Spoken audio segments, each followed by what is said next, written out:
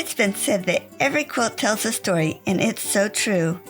But I also believe every quilter has a story to tell. I wanted to hear about the people behind these wonderful quilts and thought you'd enjoy hearing about their lives also. Welcome to A Quilter's Life. Bridget O'Flaherty, also known as the Sustainable Quilter, is inspired by nature. She is passionate about our environment and feels an intimate connection to the landscape and wildlife of Canada. Bridget has worked in textile arts for over 25 years and is drawn to fiber for the tactile nature and connection it has to the land. She is an amazing thread artist using her sewing machine to build up layers of multicolored thread, drawing with needle and thread to convey the image. Depicting the Canadian landscape, the precious ecosystems, and wildlife with eco-fibre art, she hopes the viewer will take away an appreciation and connection to the beautiful, fragile aspects in nature. Bridget, thanks so much for joining us on A Quilter's Life. Thanks for having me here, Paula. It's really exciting to chat with you. Looking forward to this. Tell me about where you were born and raised. I grew up in north of Toronto. So I was born and raised there and grew up in a little suburb north of Toronto, but moved to the Ottawa region when I was in my early 20s. And my parents moved there as well. My family moved up to the Perth area near Ottawa. And so a little rural town outside of Ottawa. Did they follow you or did you follow them? It was kind of neither, actually. I was 18, 19, and I was off at university in Ottawa, and my dad happened to get transferred to a job in Perth. So it just made it easier for me because they were closer rather than Toronto. They were closer in Perth. So I was already out of the house at that point. Oh, wow. Yeah. Share a special childhood memory. I guess one that relates to quilting and my textile world a little bit was a trip that my family took across the country. I was 10. I had cousins and my aunt here from England. They wanted to drive across Canada. People from England have no idea how big Canada is. So we did it. We jumped in a station wagon with a trailer, and the 10 of us in a station wagon drove across to the Rocky Mountains and back in 2 weeks, which was crazy. It was a crazy trip.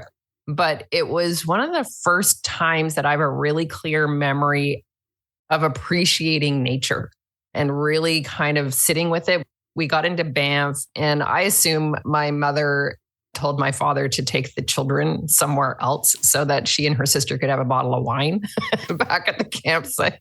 So my dad took us all down to the water, and we were just all playing around. There was 7 of us playing. And I remember watching the sunset and actually stopping and seeing and remembering how beautiful it felt and just how small I felt in the world in that moment. And I was only 10. It was a really vivid memory for me, and it's really stuck with me. I really feel most at peace when I am in nature, and I feel really connected to the land. And now I kind of look at that as sort of the beginning of my appreciation of nature. Noticing that sunset, do you still remember the colors of that specific one, or just, that awakened you to watch for it? Yeah, no, I remember the specific colors. There was mist on the water. There was just this beautiful feeling of quiet. And even though my siblings were off playing around, there was still this presence of quiet. And the colors were really stunning. And yeah, it was a really significant time. And now I always stop and notice sunsets. I will pull over while I'm driving to look at a good sunset and just watch it. I don't need to record it. I don't need to take a photograph of it. I just want to watch it. The photographs never do it justice anyway. No, they really don't. Can you share about your employment along the way? My work career has not been linear at all.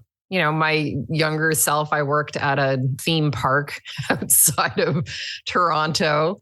And I was a ski bunny for a number of years. I used to teach skiing to little kids, downhill skiing. But then I got into my artwork at a really young age. I was in my early 20s when I started working with my mom at a quilt store, and she owned the quilt store. And so I started learning about contemporary quilting and art quilting and started exploring that. And I had met my partner during that time frame as well. And he lived in a community where everybody was artists. And so the idea of being an artist for a living had never occurred to me growing up. I grew up with a very conventional upbringing and the expectation that I would go off to school and get a career and maybe become a teacher or something like that. That was my trajectory. And then I met my partner and I went left of center, really, and ended up in a community where we just did things a little bit more alternatively. And, I live off grid now. I've been an artist for most of my life as an adult, and I've done other things along the way, but my art has always been there as a business as well. I've been a real estate agent. I'm an energy advisor now I do sustainable building projects. So I help people figure out how to build better housing with sustainable materials and energy efficient. So yeah, I've had this sort of very circuitous route of things that have kind of led me to where I am today and who I am today. Yeah. That's a lot. It is a lot. But each piece adds to our story, doesn't it? Absolutely. Yeah. It all contributes to where I'm at today. And I love that I've had the opportunity to work as an artist and have that fulfill me creatively, but also be able to contribute to the lifestyle that I'm wanting to live. It's been pretty great. Mm-hmm. Can you tell us how you ended up where you are now from where you were born and raised? Well, it was mostly that transition of going off to university and then my parents moving into the community that I'm in. So outside of the Ottawa region is Perth. And I ended up meeting my partner through my sister who knew his brother at the time. So we just ended up connecting really quickly and really, really well. And after 6 weeks of knowing each other, decided to go on a trip across Canada in a van and spend 2 months driving around the countryside together. And then we stayed together until he passed away a few years ago. Yeah, so we basically put roots down in the community that he grew up in. So sorry for your loss. Thank you. You just look too young to be a widow. Well, widows come in all shapes and sizes. I'm definitely younger. He was 47 when he passed. So yeah, he was young. We're young, but we also had 28 years together. So it was a pretty amazing relationship and pretty amazing time. We were able to really build a beautiful thing. We've had 2 kids together and we built this home together. It's a little octagonal off-grid house in the woods. It's pretty awesome. Yeah, it's all good. And again, like you say, all these things become part of the journey to lead you where you are. And I wouldn't be here today doing what I'm doing if he hadn't died. So I'm pretty grateful for all those things. Mm-hmm. Thank you for sharing that. Yeah. Is there anything else about your family you would like to share? I guess one of the things that is my mom was a huge influence on me as a textile artist. When I grew up, she had something in her hands all the time. She had to have her hands doing something. She was always busy hands. So in the evenings, if we were sitting watching television, she was sewing. And I did Irish dancing when I was a kid, and so did my siblings. And my mom used to make our Irish dancing dresses. So she would always be hand embroidering those. And then when I got into quilting, she became one of my best friends. We would do quilt shows together. We would do artwork together. We would do all kinds of stuff. And she was my biggest cheerleader. And so that was a pretty amazing relationship. And she was also a kingpin here in the community in terms of teaching people how to quilt. She was one of our founding members of our local quilt guild, and she taught people how to quilt in this community.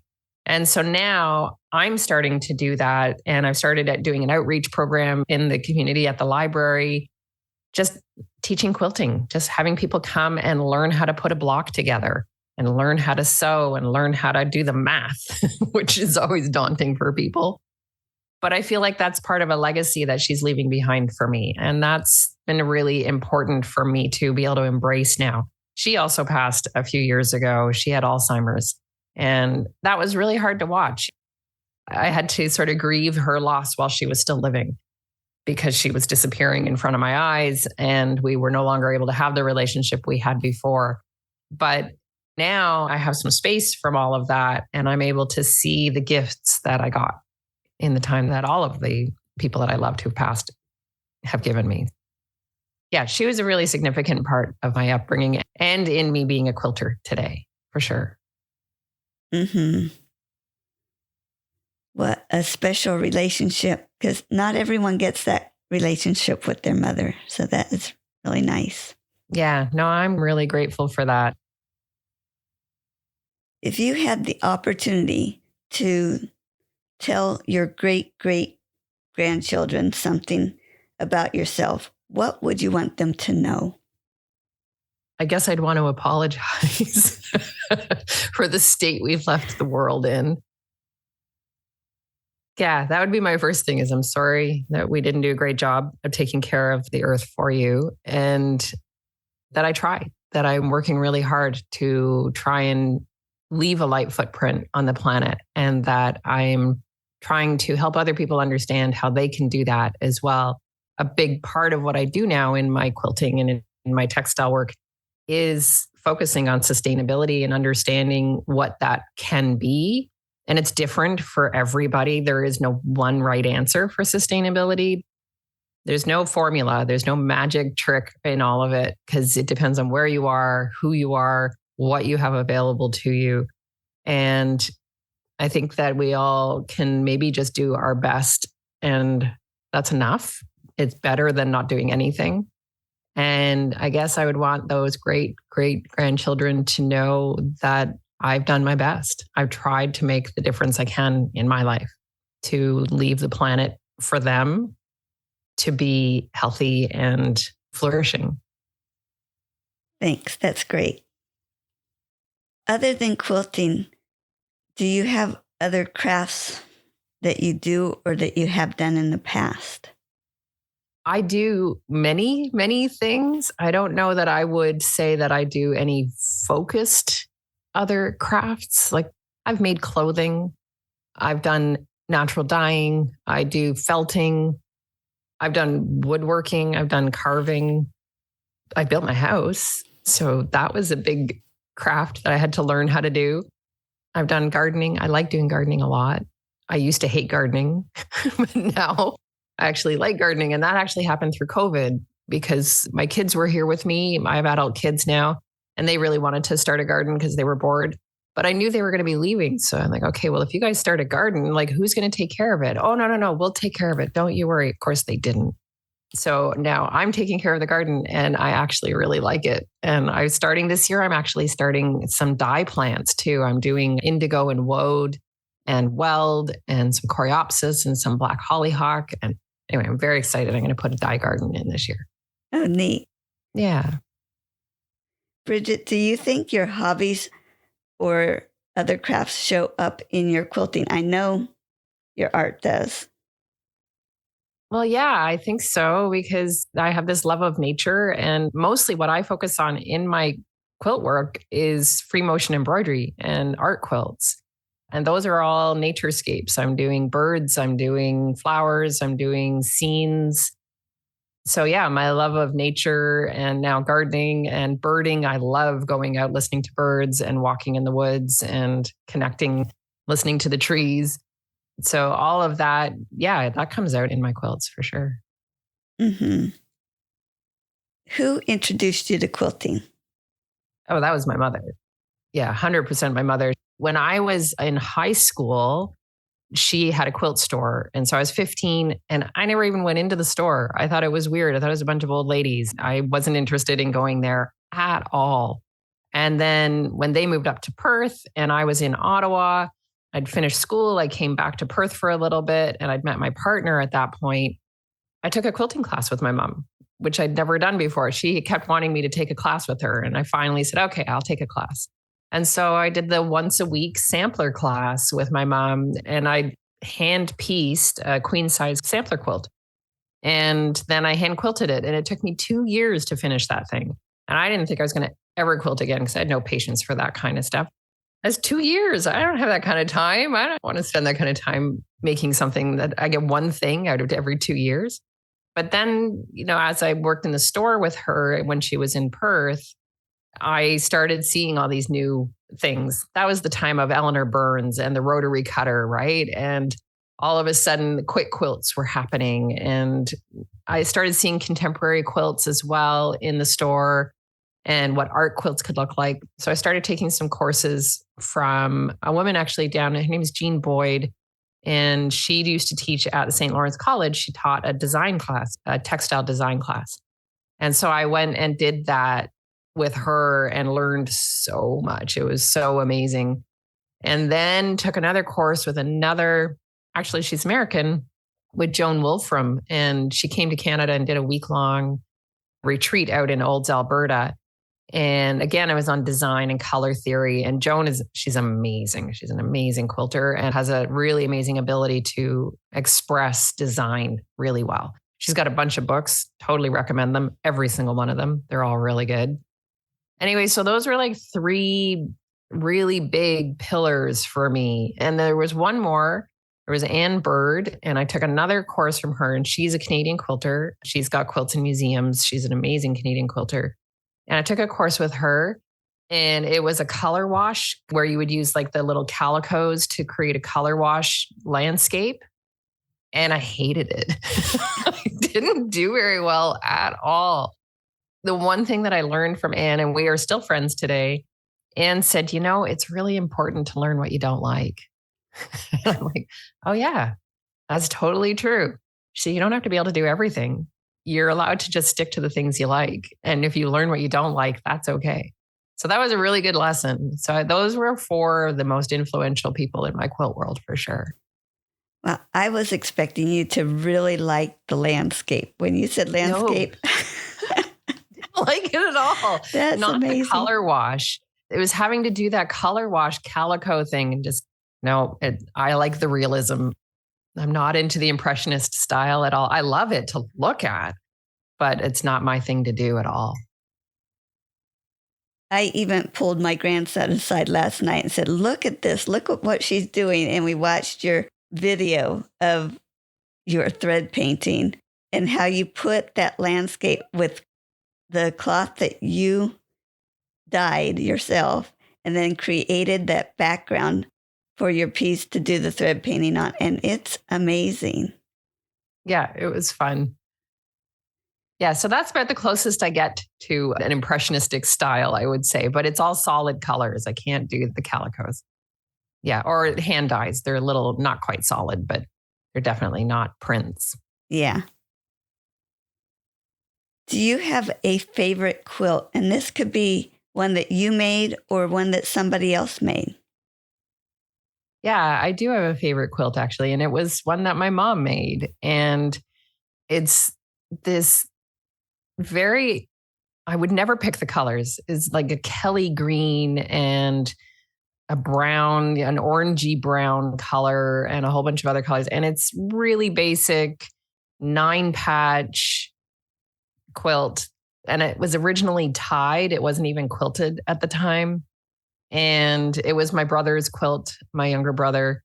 And I ended up getting it. And the ties all came out of it. And years ago when I got my long arm, the first quilt I put on there was that quilt to practice long arming. So it's got all these crazy, not so great stitches all over it and all these different designs that don't make any sense. But I was able to go kind of in each block and try a different pattern. And so it's like a sampler of stitching in it. And we use it now as like our picnic blanket. It's just kind of been around for a long time. And I don't know, I like it. It's not something I would ever aspire to make. And I would certainly never enter it into any kind of quilt show, but it just has a lot of people in it over the years who have slept underneath that particular quilt and who have had their hands on that quilt. And I like that. It has to bring back great memories too. Yeah, we've always used it as our picnic blanket. When my kids were little, we would go off to various festivals and whatever, and that was the picnic blanket we always used. And so then I was able to kind of repurpose it again when I put the quilting on it. And the other fun part about that was all of like my kids and my partner and anybody who came around tried the long arm. All kinds of different people have stitches on that quilt now. So I don't know. It's just got a nice feeling to it. I like it. What tool are you so happy that you have in your quilting? I do love my long arm. There was a little hiatus of time when I didn't do stitching and quilting and art. It sounds almost tragic, but my brother passed away about 19 years ago, my younger brother, and he died by suicide. And it was a very traumatic experience for our family. He was 30.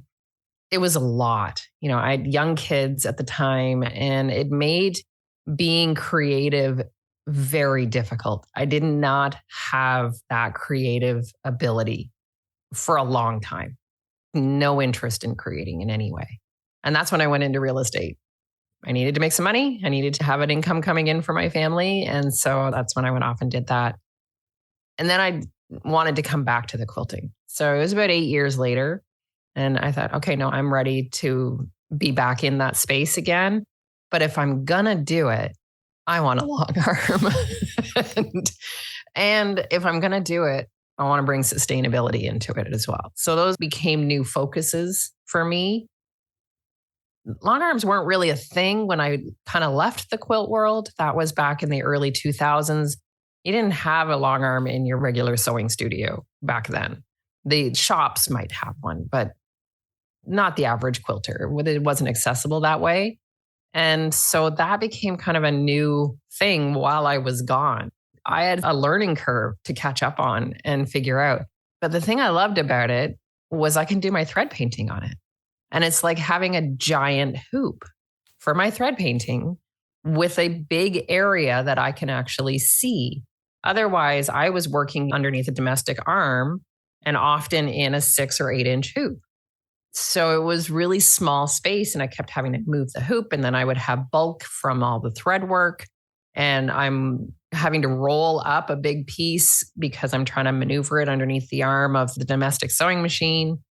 So moving to the long arm for thread painting, it was again a total technique shift because now I'm moving the needle and the head of the sewing machine, not the fabric. But I love playing with it. It's really amazing to have that kind of freedom of space and visual access to the piece that I'm working on. And I've learned how to long arm quilt as well, which is also really fun. So yeah, I would say my long arm machine, and I have an Innova. It's a very basic sewing machine in terms of long arms. It does have a stitch regulator, but I hardly ever use that. I don't use that while I'm thread painting. And it's a 10-foot frame and an 18-inch Innova long arm. So very, very basic, not schmancy in any way, not computerized really. Did you have the opportunity to try a long arm somewhere else before you bought it, or did you just jump in with both feet and went for it? No, I went around to all the shows. Quilt Canada was in Toronto one year, and I went down to a show in Syracuse. I can't remember the name of the show that was there. Yeah, I traveled around to a bunch of different shows. There was a show in Ottawa. There would be a bunch of different vendors with different machines. And so I was really researching, trying to find the one that I wanted. And I really wanted a very basic sewing machine.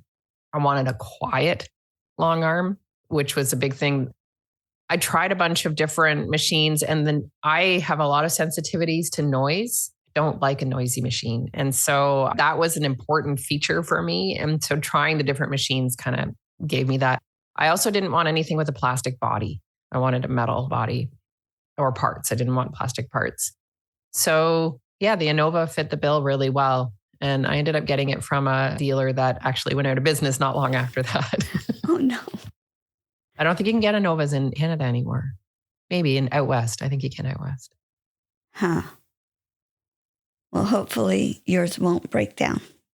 I'm actually really comfortable with doing the tech work myself. I've thrown my timing on my machine before, and I just figured out how to fix it. I don't recommend that for everybody, but I'm pretty comfortable with working with machinery and tools. And I have people in my life who also help me with that kind of stuff. And Innova has really great videos on how to set your timing. Watch those videos meticulously and got it set right. So I'm pretty comfortable diving into that though. Well, I guess if you could build your house, you can fix your machine. Yeah, I think so. I was surprised after I got into quilting how many different steps we go through. Do you like a certain step more than the others, or do you like all the steps along the way? I'm learning to appreciate them all. I will say that. There used to be a time when I hated having to put a sleeve on and do a binding. But now I actually kind of appreciate the slow space that has and the finishing of the project. So I've learned how to appreciate that.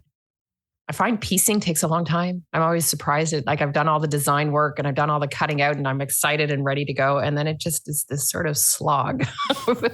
Okay, it's just this machine work going over and over again. So I don't do a lot of piecing because I find it frustrating. I usually do thread work instead. I'd rather do thread work than piecing. But no, I've tried to figure out how to enjoy every process. You know, when it comes to felting, I actually get the wool from my neighbor who lives across the road, and I go over and I help with the shearing of the sheep. And then I wash the wool, I dry it, I pick it, I card it, and then I felt it. And I kind of love every single step. I really like getting my hands in the wet wool. I like doing the picking and cleaning it up, and I like doing the carding. So yeah, I've learned over the years. I would say I was less patient when I was younger. But now I feel like, no, every step along the way has its purpose and gets you to where you want to be. So it's kind of important to acknowledge those along the way. Mm-hmm. Describe your worst quilting experience. Ooh. I think it was probably that quilt that I was talking about with Anne Bird. I was trying so hard to do this garden picture that I'd taken a photograph from my mother's garden. And my mother was a very avid gardener, flower gardener. She loved gardens. And so I thought, I'd love to do this one. And it had this fence in the background. And I wanted to see all of the flowers coming up the fence and over top of the fence, and then a tree in the background and the sky behind that. And I just could not get this thing to look. It just looked terrible by the time it was done. And I don't say that lightly. I couldn't fix it. I couldn't make it look like it was supposed to look. Like, basically the fence looked like it was oozing on top of all of the flowers instead of the flowers being in front of the fence. But again, I had an opportunity to learn from that and realize that's just not my kind of quilting. And that's okay. But it was frustrating at the time. And I was struggling with that a lot because I'd also paid to be there for a week and I was hating it and I was not happy with it. So that was a big thing for me to wrestle with and be okay with, realizing that that was the lesson instead of getting a result that I thought I had wanted. It was tricky though. Yeah. Sometimes it takes looking back on those to realize that, but that had to have been frustrating going through. Yeah, it definitely was. Why do you think you continued to make quilts rather than spend your time doing something else? I don't know the answer to that. I don't know. I love the way that you can express yourself through textiles and quilts. And it's so unique for every single person. We don't really see repetition in that. And there's this opportunity to explore in so many different ways. And it feels like a creative journey rather than just making quilts. And I just want to keep seeing where I'm going to go next. That's really what I'm after, is what's around the corner. I love this part right now, but Where is that going to lead me? And what else am I going to do? And I've always got 1,000 ideas on the go of my next projects and what I'd love to get to. Yeah, I think that's just the thing is like, I'm excited to see what I do next. It is exciting. Yeah. Do you keep your ideas in your head or you have them listed out somewhere? No, they're mostly in my head. Yeah. Yeah, they're mostly in my head. I feel like if I write them down and then I never get to them, then maybe I've let myself down. I don't want to put that kind of pressure on myself. Sometimes if I know I'm going to be getting to something, then yeah, I'll write them out. But mostly it's just ideas. And I also don't want to be committed to something if things change in my life and I go in a different direction, then that's okay. So yeah, they're mostly just in my head. And who have you made your quilts for? Lots of friends and family. Yeah, I've done lots of quilts for friends and family for sure. But a lot of the time I make the quilts for me, not with the idea that I'm going to keep the quilt, but because I want to go through the process of making the quilt. And then I sell them and they go off to live in other people's homes and those people get to enjoy that finished work.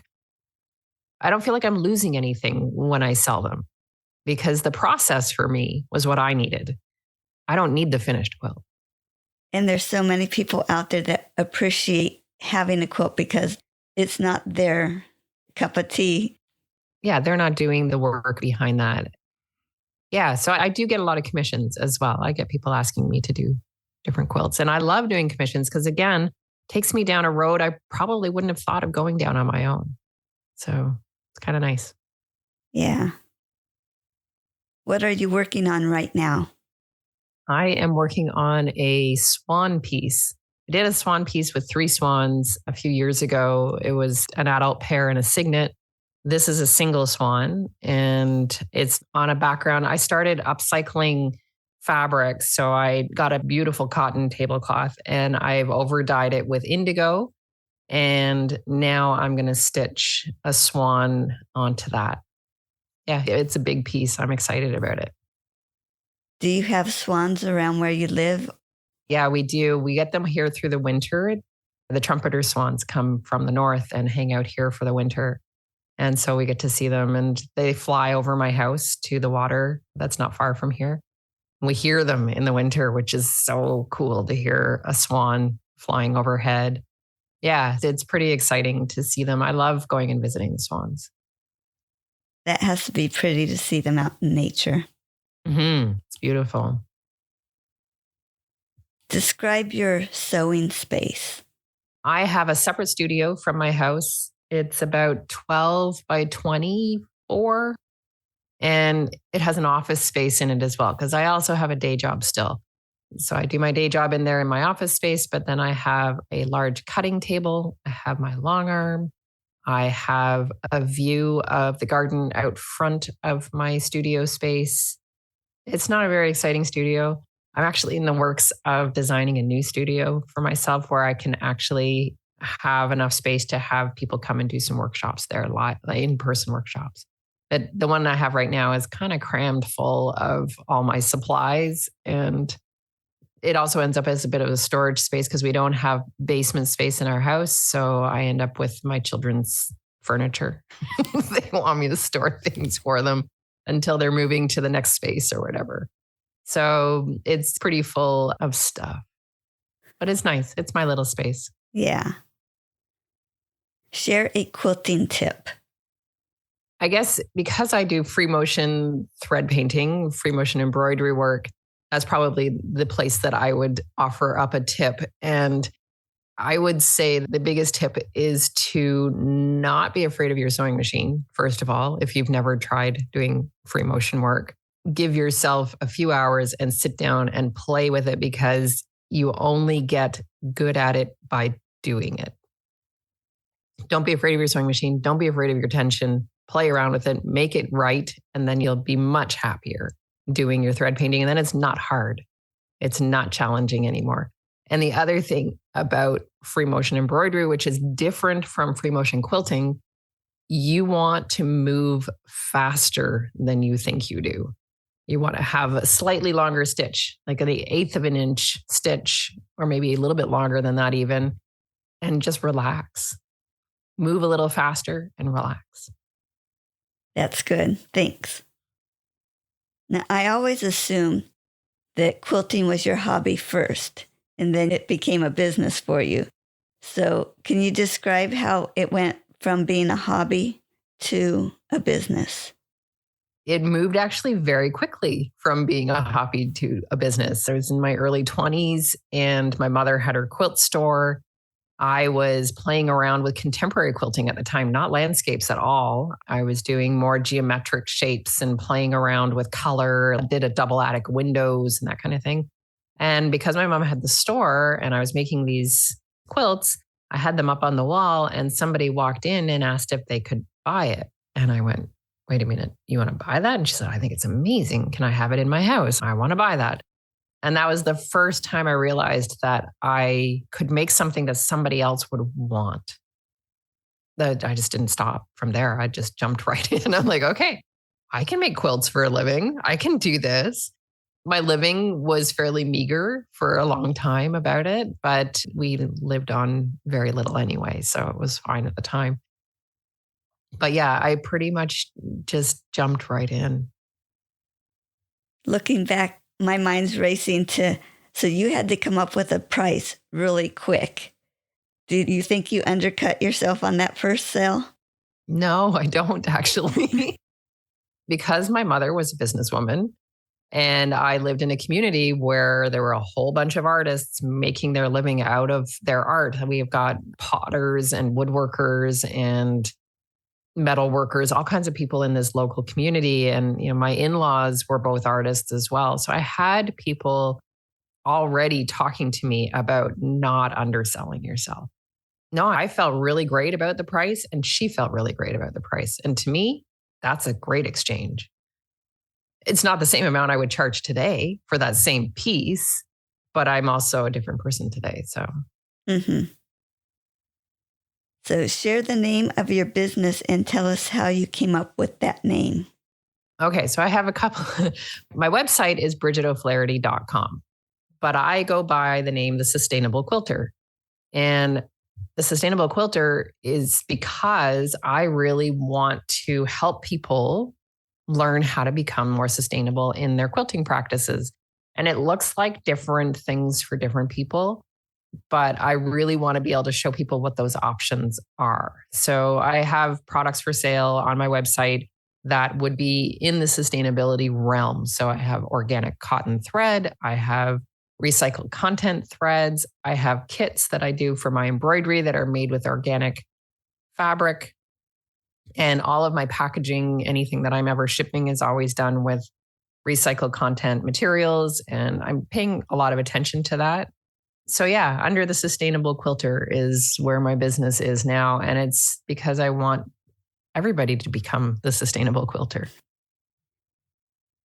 As I looked at the Sustainable Quilter website, I was curious, did your quilting come first or did the sustainability come first? Oh, the quilting came first for sure. When I started quilting, this was in the early 90s when I started quilting. And sustainability was not on anybody's radar at that time at all. And so there weren't sustainable options. We used cotton, which was great. So we used cotton materials, natural materials, but there was no consciousness of what was going into the materials. And there weren't certification bodies like the Global Organic Textile Standard really only started up, I think, in the 2000s, maybe late 90s. And the Okotex as well hasn't been around since then. Those are newer standards that apply to materials and the production of those materials to make sure that they are safe and free from harmful products that go into the production of them. And making sure, like the Global Organic Textile Standard also really focuses on the welfare of the employees, the people that are working in those industries. And so there's that whole social piece as well. That wasn't on anybody's radar in the 90s. It just wasn't. And it certainly wasn't on mine. And it wasn't until I started getting into the building industry work that I was doing and sustainable building and sustainable materials and practices that I started to learn about the impacts of the materials on the environment and how significant that really was, and the amount of energy that's used to produce those materials and the amount of water that's used to produce those materials. And so, no, definitely the quilting came first and my free motion embroidery. I just didn't have the tools to be aware at the time. And now I do. And it's still, I would say, not at the forefront of most people's minds. And I would say that I'm in a niche area and I'm trying to change that. I'm trying to help people have better understanding and find those options that they can use. Mm-hmm. I love that you've also started a podcast to promote this. This is wonderful. It's called Threads of Sustainability, correct? Yeah, Threads of Sustainability. Congratulations on having, did I see at least 26 episodes out? Yep, I've got 26 episodes out now. And last month, I had over 1,200 listeners, which was amazing. That's exciting, isn't it? Yeah, it is. I can't imagine if there are 1,200 people in a room listening to me talk, that would be amazing. Share about starting your podcast, how that came about. It came out of this idea. It actually started because I was interviewed on another podcast about sustainability. And I was interviewed on the Quilter on Fire with Brandy Maslowski. And we were talking about sustainability in the quilting industry and what that looks like. I had already been doing guest speaking events to different quilt guilds. And I was at the Canadian Quilters Association. They have a national show. And in 2019, they had me come and talk about green quilting and what that can look like. So I've already been talking about it for a number of years. And it's already been an important part of what I'm doing for a long time now. But I started realizing that there was an opportunity to dig into the details of what sustainability can look like for people to get a better understanding of it, and that a podcast could be a great forum for that. So it's a very niche podcast, but I think it's also really important. I really focus on sustainable practices. So some of my guests have included artists who are doing activism work. I've had Lorraine Turner. She's from Calico Horses. She does beautiful thread painting and calico work. And a lot of her work is around animal advocacy. And Janine Heschel is another amazing thread painting artist. I have an affinity for thread painting artists. But she's out of Austria, and she did a donation piece for the Jane Goodall Foundation. Her work is astounding. So they're activists.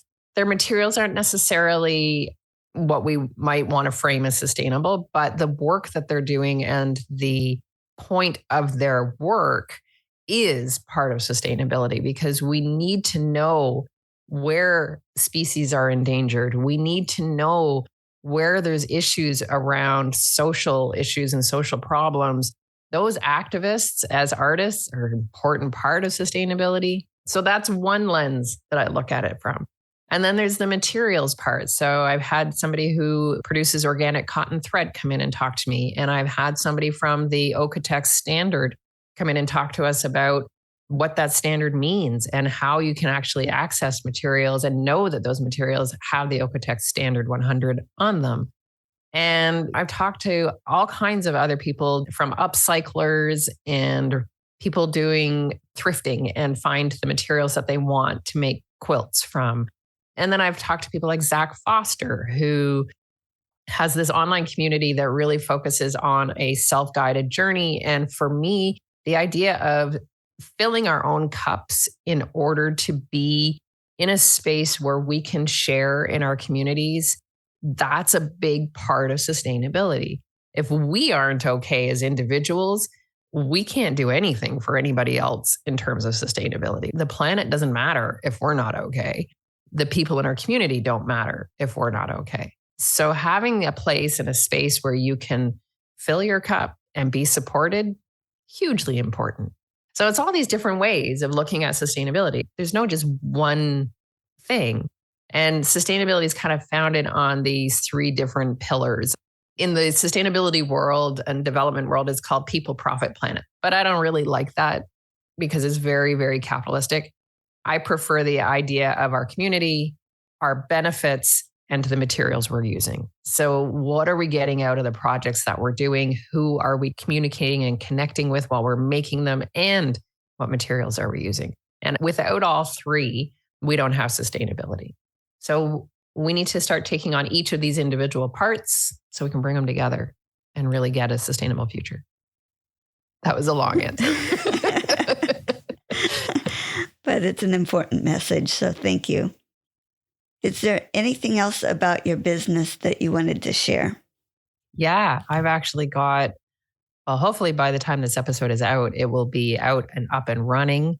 But I am introducing an online community called the Green Stitchers Hive. And it's going to be a space where we can come together and explore sustainability in our textile practice and be able to have conversations around sustainability as well. We're going to be having a book club where we're going to be looking at environmental books, and we can have conversations around the impacts of those books for us, as well as spaces where we can share our works in progress, a swap space where we can, if we've got materials we're clearing out or needing, we can go into those spaces and share our fabrics with each other or other materials, and various other events that are going to be going on. We're going to have weekly sewing circles and just a hive gathering where we can come together and just talk about the things that we're concerned about. And one of the really awesome parts within this community is there will be sort of a sustainability 101 course. So you can learn about the different materials, the histories, and what the issues are with them and what's being done now, and a directory of suppliers and places where you can go and purchase the materials that you might want from sources that have already been vetted. You don't have to go searching the wild web to look for. It's all contained in one spot. And that's going to be a living, dynamic directory because there's new people coming along doing new things all the time. So it's pretty exciting. So that's going to be launching by the end of April. And so should be well underway by the end of June. And you can find links to that on my website. So yeah, the Green Stitchers Hive, it's coming. One of the drivers for me to have this community is to have a shared and collaborative space. It's not just about me teaching people, although I feel like I've got a lot of background, I've got a lot of knowledge that I really want to share. I want to learn from other people too, because there is so much knowledge out there and so much collaborative energy that does so much more than just the individual. So that's one of the big reasons that I want to have this community, is to have a shared experience. That's great. With that, I was thinking, I don't know how many times I've told people, I don't know where my own blind spots are. It's so easy to point out someone else's blind spot, but I know I have them. Everybody has them. Of course. So in our conversations, it can bring out, not necessarily in a bad way, but just something we may not have thought of before. Yeah, there's other ways of knowing and other ways of thinking. A great example is a friend. I've known her for a few years now. We're back and forth in the quilt world, and she's been working on a thread painting. She sent me a picture of it, and it was on this beautiful piece of burlap. And she's like, I don't know what to do with this. How do I deal with the borders? And then I asked her the question, does it have to have borders? And she went, oh, I thought it did. I'm like, well, it's up to you. It could have borders. It doesn't have to have borders. Do you want it to have borders? So she thought about that for a while. She ended up going with borders, but it made her stop and think, oh, I could look at this completely differently. And something as simple as that, and just helping you kind of process, yeah, no, actually, I feel really good about having borders. Great. Have borders then. So now she feels really good about her borders instead of trying to struggle with it. But yeah, it's just having those opportunities to have a conversation with somebody else that maybe has a different lens that they're thinking about. Mm-hmm. You mentioned that you have had speaking opportunities. You're continuing to do that? Yeah, I do. I talk with a lot of different guilds from all over the world, and mostly focusing on sustainability and why it matters and what we can do about it, and trying to find positive ways forward to work with each individual person, right? Like that's the biggest piece that I'm always wanting to make sure people understand. We don't need to throw the baby out with the bathwater here. We don't need to get rid of all of our materials because they weren't bought with sustainability in mind. That's not a sustainable practice. Use what you have first. That is the first rule of sustainability, is use what you have. Shop your own stash.